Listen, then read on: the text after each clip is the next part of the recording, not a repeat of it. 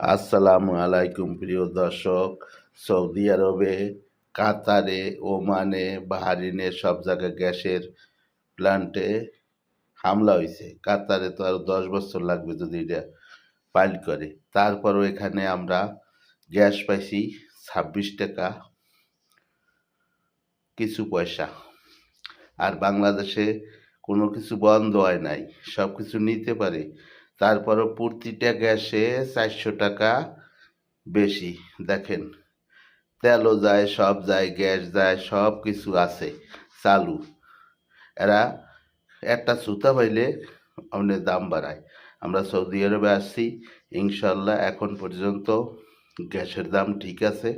আরও কিছু কমছে, আগে ছিল 29 টাকা, এখন কমাইয়া একটু 26 টাকা কিছু পয়সা, দুইটাতে 60 টাকায় আনছি। ধন্যবাদ সবাই, ভিডিওটা লাইক শেয়ার করিয়েন, দেখার সুযোগ দিয়ে যে গ্যাসের দাম এখানে যুদ্ধ চলতে আছে তারপরও বাড়ে নাই।